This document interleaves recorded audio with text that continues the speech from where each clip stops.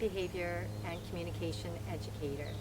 Today we'll be talking about moving through areas where bears live and the best practices we'll be implementing in doing so.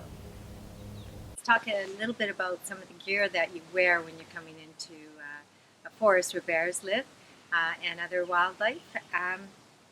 A good start would be just talking about the gloves, because you'll need some well-fitting gloves in order they don't get in the way when you're accessing things like your binoculars or especially the bear spray. The bear spray is a little fiddly if you've got thick gloves, so be sure that when you're practicing the bear spray, you're practicing also with the gloves you're generally wearing. Bear spray, of course, your choice of how you wear the belt, whether it's open or closed. Maybe you're going to change it depending on the area that you're moving through. And then binoculars are really helpful, because you can see if you can see something from a distance moving and you don't know what it is, you can use binoculars to clarify. Moving into an area that you know bears live, let them know that you're coming. Every once in a while, say, "Hey bear, just coming through, just coming through." If it's a tight area, lots of trees or laying down trees or rocks that they could be sleeping, just let them know ahead of time. It's actually just a polite gesture as you're moving through their home. And also use your voice if you do actually see a bear and they see you. Talk to them. Let them know that everything's cool and you're just enjoying your walk, and you may choose to leave, give them more space if you're too close, and just turn around, walk away. Backing away, you risk the chance of falling also. Bears have a level of respect for, they do, when they are showing each other respect, they'll often show their back to the other bear, and that's kind of what you're doing. You're just turning and walking away. "Hey bear, it's okay, I'm going to give you some space, we're good." And just walk away, let him have his berry bush or whatever he's doing. And voice is amazing how bears do understand and do recognize your intentions. So if there's a bear that's moving towards you and you're uncomfortable, let them know, but use just a firm voice. "Hey, that's close enough. No, don't come any closer." Let them know. And generally speaking, that is how bears, they respond very well with that kind of tone. And generally speaking, human voice is a very handy tool to bring into the forest. These bells, people often talk about bells, bringing those. They are perhaps effective at times, but because there's been so much noise in this bear's world, being a bear that lives close to the community, this actually doesn't really make a lot of sense to them. And sometimes bears will walk away because of that, or run away because it's unusual, but sometimes it really makes no difference, whereas a human voice actually does make a difference. They do listen to that.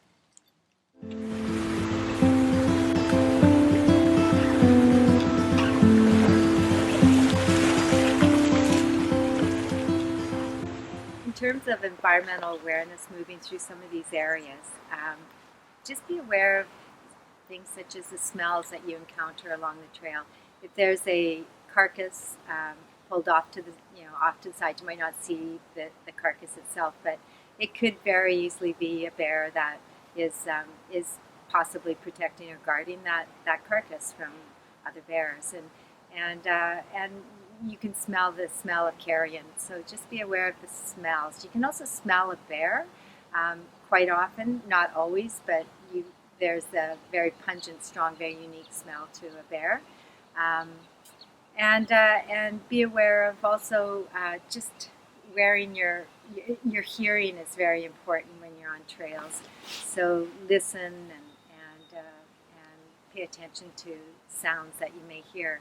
If you have a hat that is too low, such as mine, you need to consider having it a little bit higher. You can just roll it up and you can still have some of it on your head, or wear a cap, but just covering the ears will definitely muffle the sounds that you're going to hear as you're moving through these areas.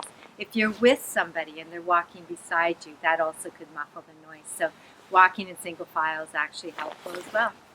Yeah. And one more point on the hearing is to wear headphones is actually something that we highly recommend not doing, because of the simple reason you want to be able to hear. just didn't want to forget to mention that.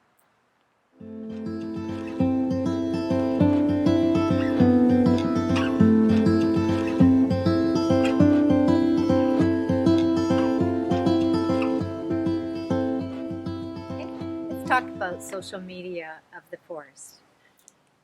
So basically, if you come across a tree that is looks like it has a different color and it's on a trail, often it'll be a rub tree. If you get up close to the tree, you will determine whether or not it's being used by a bear. You can see that there would be hair there. There would be marks, scratches. On the bottom of the tree, there may be very little vegetation, or maybe even tracks.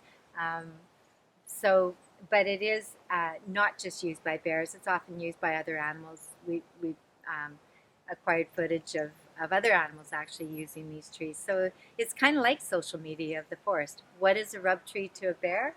Probably messaging, like, that they're here. I mean, we don't know because we're not bears, but it seems to be a form of messaging to others that live in the area. How do they approach a tree to rub on it? Well, they will often have a stomp trail where they put deep prints and squeeze the scent of their feet all the way up to the tree, and then they'll grab the tree possibly in this form and then bite, and they'll pull on a cedar tree. They might pull a bit of the cedar off just to expose the stickier portions of the tree, and that way their scent can stick on there a lot better along with the hair. So biting, scratching, turning, and rubbing on the tree is what bears will do. And then they'll also, as I mentioned earlier, they'll pee all down on the bottom of the tree, and then they'll stomp away with some attitude. So that's kind of what you can witness. And that's males, females, cubs, they all do it. And it's fun to watch. But it has a big purpose. And as I said, it's probably social media of the forest. As you're moving through areas where bears live, keep an eye out for other signs such as bear scat. So bear scat, quite often it's on the side of trail if you're going to see it, so it might not be right on the trail. But yeah, it's interesting for people. If they're interested in what bears eat, it'll all show up in the scat. They don't have the kind of digestive system that breaks down a lot. In fact, there's been many berries and seeds make it right through to the ground after it goes through the bear, because their digestive tract is very short, so not a lot of absorption. So you'll see things like completely intact berries, or even salmon eggs in places where bears are eating salmon. You'll see the eggs go right through the body of the bear.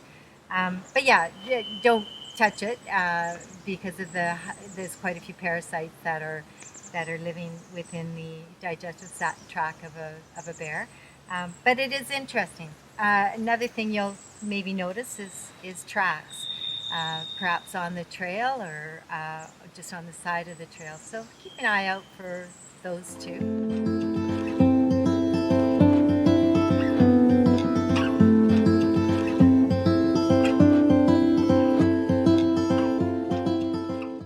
Just be aware of the wind direction. If the wind is in your eyes, it's a bear surprise. That's a good little saying to keep in mind. If the wind is on your back, that's the best for having the bear know that you're coming along this trail. And then they're going to be prepared. They can either leave if they're not comfortable, or they could stay and continue eating the berries. But either way, the bear knows you're there, and that's a good thing.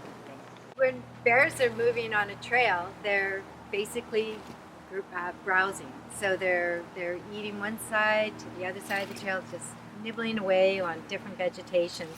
They may choose to, when the huckleberries are out, they'll eat some huckleberries, and maybe they'll go to some salal. Maybe they'll dig a wild carrot or two, and maybe they'll take a fern and strip it with their lips, where they actually leave nothing but a stalk. So you might see some of this. You might see some strip branch stalk fern in the areas that they live, and it's part of their ability to be very diversified when they're food gathering And yeah, take a look for it when you're out on trails.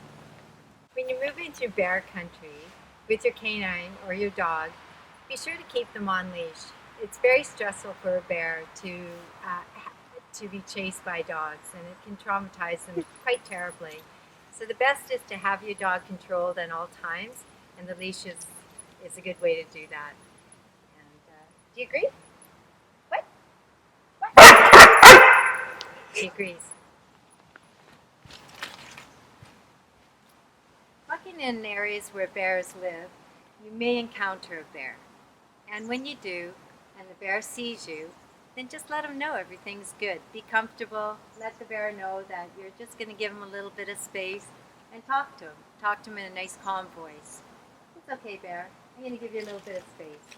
Let you stay there and eat your berries and do your thing. Thank you so much for joining us today and learning a little bit more about how to move through areas that bears live. There's so much more to these animals than people think, and we are looking forward to sharing more about black bears in the future with you. Thank you again.